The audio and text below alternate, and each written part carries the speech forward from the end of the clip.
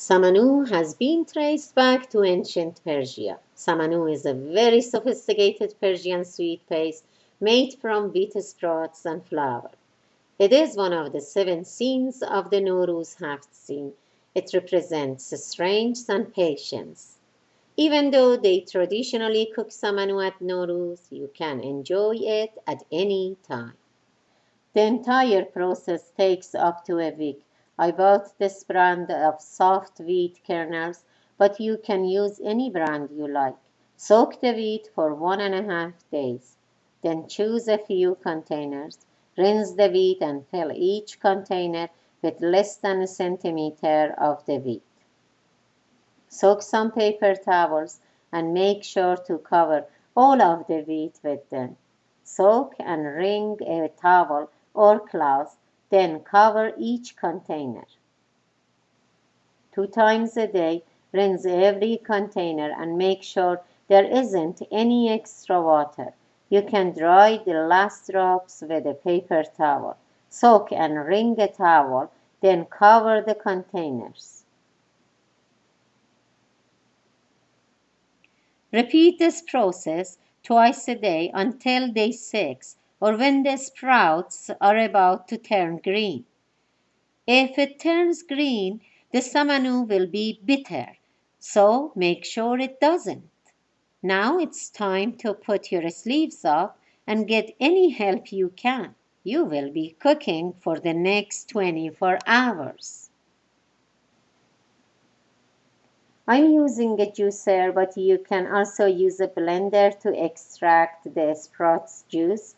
For every kilogram of wheat, you need 3 to 4 kilograms of flour and 3 liters of water, making it totally 7 liters. So choose a pot that can hold 8 liters or more.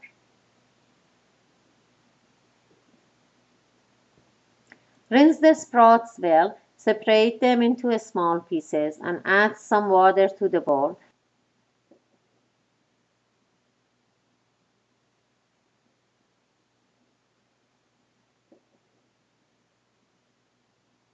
I attached the hose to my juicer to carry the juice directly to the pot. It made it a lot easier. Pick some sprouts from the bottom of the bowl so they are wet to make it easier for the juicer.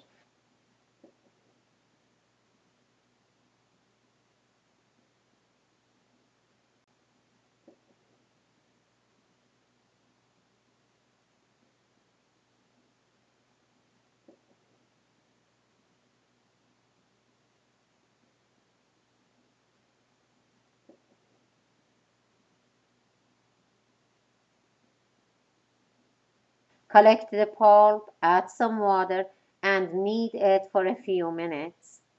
Now put this mixture back into the juicer and take the juice out again. Some people do this 3 times, but I thought twice was enough.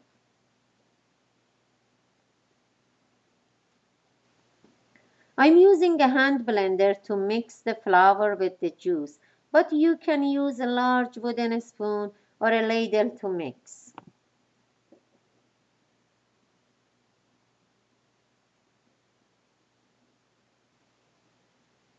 Now your mixture is ready, so put the pot on the stove and set the heat to medium.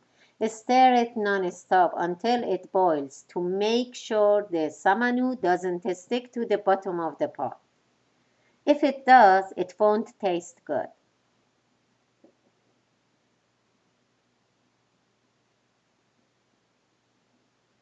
To stop it from boiling over, stir it faster, lower the heat, or use a measuring cup.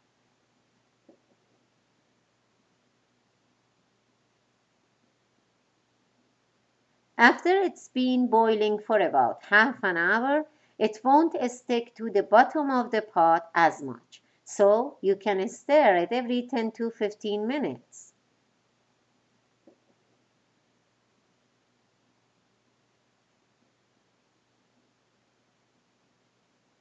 When it starts to turn brown and has a caramel consistency, stir it every 20 minutes.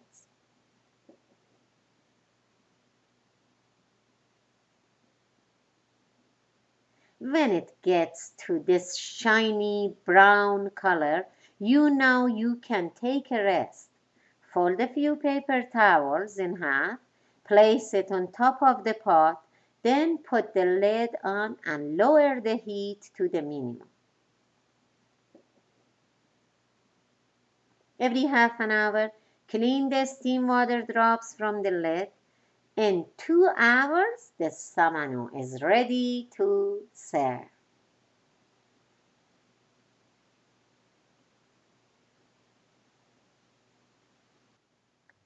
Traditionally, this would take from evening until daybreak. It would be a party mostly involving women. They all gather around the pot, singing songs and waiting for their turn to stir the samanoo. While stirring, you can make a wish.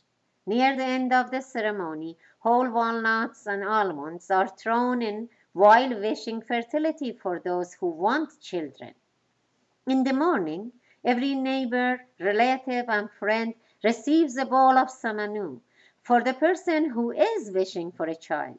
The one who is serving the samanoo closes their eyes, stirs, and fills a bowl especially for her, hoping she gets at least one almond or walnut.